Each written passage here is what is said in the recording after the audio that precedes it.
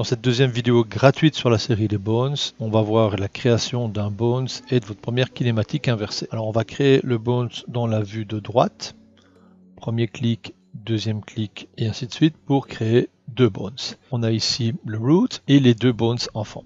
Lorsque vous êtes en mode sélection du bones et que vous appuyez sur Enter, vous basculez en mode handle. Avec le mode handle, vous avez le menu relatif à la longueur que nous avons vu aussi dans la vidéo précédente et la possibilité d'avoir automatiquement les rotations.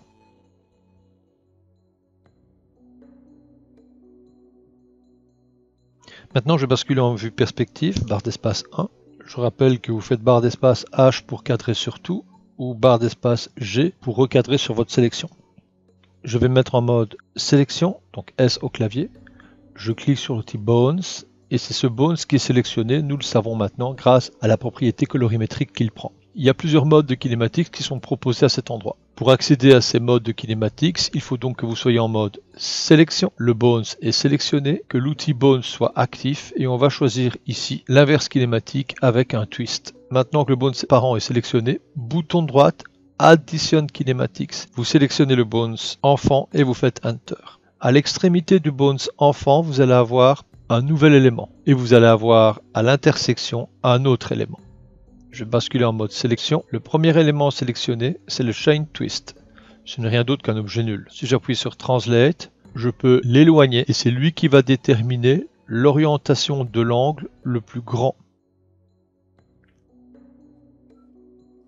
Tandis que cet élément est un autre objet nul qui va gérer la fermeture de l'angle plus petit.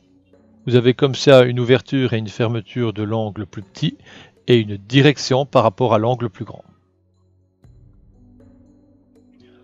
Faisons un résumé de ce que nous avons vu avec la vidéo précédente et celle-ci. Je vais rebasculer en vue de droite, je vais me mettre en mode Bones, je me mets en No Kinématique, parce que sinon il va créer une kinématique automatisée. Je vais créer une cuisse, un genou, un mollet et un système de pied. J'appuie sur Enter. Je vais créer mon objet nul qui va s'articuler comme une cheville. Je vais prendre les informations de son parent. Et celui-ci, je vais prendre aussi les informations de son parent. Je peux comme ça le placer à cet endroit sans risquer des alignements perfectibles.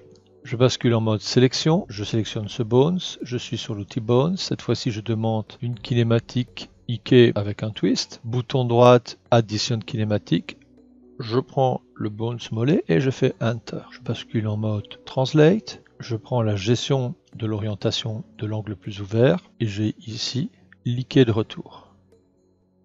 Alors afin de ne pas confondre les deux objets nuls qui sont ici, je vais donc prendre l'objet nul que j'ai incorporé dans la hiérarchie, double-clic, demander à ce qu'il soit en mode circle, plein, et demander XY plane.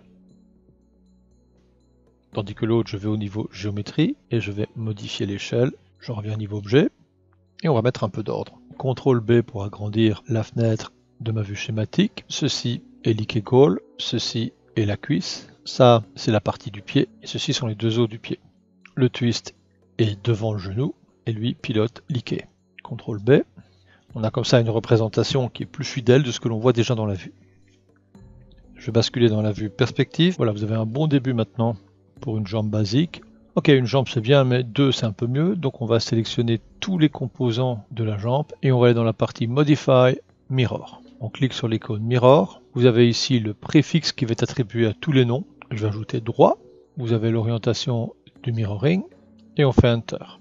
On va placer maintenant de ce côté, on désactive et on retrouve ici les noms droit, mirror, bones et autres.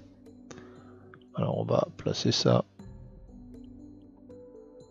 un peu mieux. On va vérifier surtout dans la partie si tout fonctionne bien. Donc je vais me remettre en mode translation. On voit que là ça marche super bien. Ici ça marche aussi et on va tester maintenant la rotation pour lui. Ça fonctionne. Et je vais prendre maintenant le root qui est ici, le replacer un peu plus vers le centre, pareil pour lui. Et je vais créer une box. Create box, je vais placer la boîte à cet endroit. Je vais dans l'espace objet de la boîte, modifier sa taille, revenir à l'espace objet, preset pré-transformation et ici clear transformation. Je vais demander maintenant à ce que le haut de la hiérarchie soit lié à la boîte et celui-ci lié à la boîte. Bilan maintenant, si je prends la boîte et que je bouge la boîte, voilà ce que j'obtiens. Et d'ailleurs ce que je vais demander, c'est que ces 2 objets nuls, soit les enfants directs de la boîte. Vous avez créé votre base de personnages hyper simplement.